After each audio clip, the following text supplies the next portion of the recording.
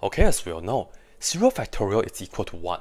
But have you ever thought about, is it possible for us to have some x, and when we do the factorial of that, we get 0? What do you think? Can x factorial equal 0? My answer for this right here is that most likely no. And the reason I say most likely is because I did many things and they all suggest that this right here has no solution. However, I don't have a strong proof of showing this right here has absolutely no solution. This is similar to an example that I did a while ago. I asked, is it possible to have x to the x power equal 0? In that video, I also did many things. They all suggest that that equation has no solution. However, maybe somebody have defined an answer to that equation, just like maybe somebody have defined maybe like a sad face factorial and you get 0. I don't know. And I don't know the extension of doing such thing. But anyway, I want to talk about all the things that suggest this right here has no solution. First thing first, this is the traditional definition of some number n factorial. This is just n times n minus 1 times n minus 2, and then we get to 1. So if you look at this right here, we have a factor n. If we put 0 in here, the right hand side should be 0. So it looks like n should be equal to 0, right? Well, no. Because, which was mentioned in that right here, 0 factorial is equal to 1. That does not give us 0. And just to talk about why 0 is not an answer for this and why 0 factorial is equal to 1, let's take a look. 3 factorial, we can use this definition. That's 3 times 2 times 1, which is 6. 2 factorial, 2 times 1, 2. 1 factorial is just a 1. And if you continue 0 factorial, in fact, we cannot use this definition anymore. This definition is only good for n equals 1, 2, 3, so on, so on, so on. Namely, positive whole numbers. When you have 0 factorial, you cannot plug into this formula. But to figure out why we have 0 factorial being equal to 1, you can look at the pattern here. From 6 to 2, look at it as divided by 3. From 2 to 1, that's just divided by 2. And the pattern is you just keep dividing, dividing by 1. 1 divided by 1, we get 1. So as you can see, this right here suggests us that we define 0 factorial to be 1. And this is the way I like to explain why we define 0 factorial to be 1 the most.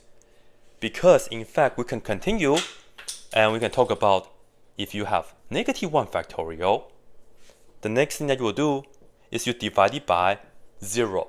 1 divided by 0 is undefined. So we do not have an answer for this right here.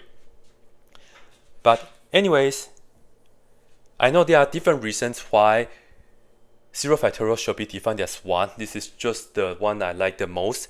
This is not the main discussion though. We would just like to talk about why this is not an answer to this equation, and we're still trying to figure out if we have an answer for this right here. And I know this is the moment that you guys have been waiting for. Yes, the gamma function. You extend the concept of factorial, or the computation of doing the factorial, right? However, there's also the pi function. What I'm going to do is, I'm just going to write down the integral extension of doing the factorial. And for doing this, we have like fraction inside of the factorial. So in general, I'm just going to put down x factorial. We can define this as an integral going from 0 to infinity, some t, and then raised to the x power times e to the negative t dt.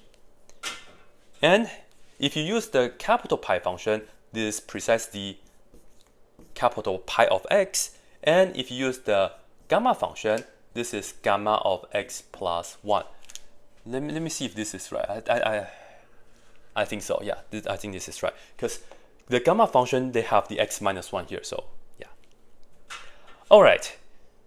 Now, if you use this definition, you can compute 0 into the factorial. And I'm just going to write this down real quick. 0 factorial, it will be 0 to infinity, t to the 0th power, which is just 1 here, and e to the negative t dt. And if you worked out the integral, you end up with 1. Yeah, so that agrees with what we have over there.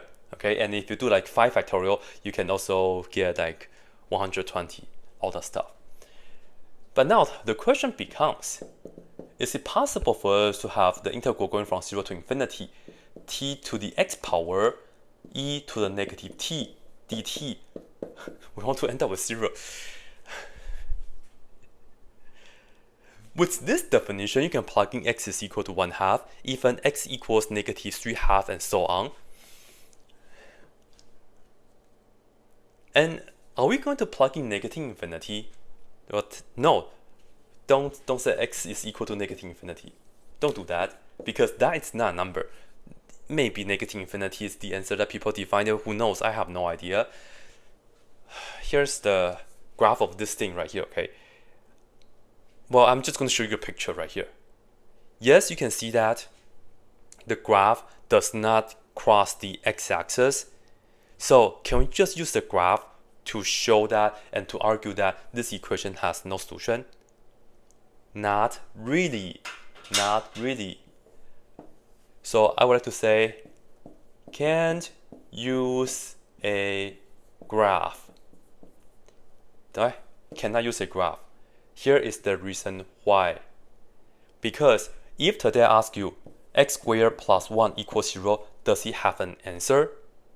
Well, if you say, hey, look at the graph. This is y equals x squared plus 1. It does not cross the x-axis. So this right here has no solution. Well, kind of true, but right here, remember, maybe somebody have defined a new answer for this kind of things. And people did. This right here, we don't have solutions.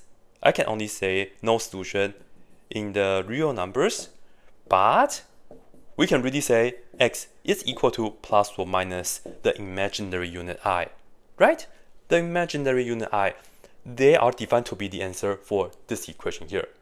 So even though the graph does not cross the x-axis, I really cannot use this argument to say that there's no answer.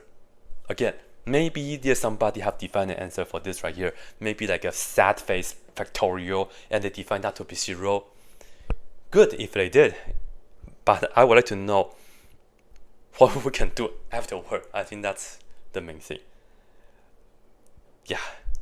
Anyways, that's it.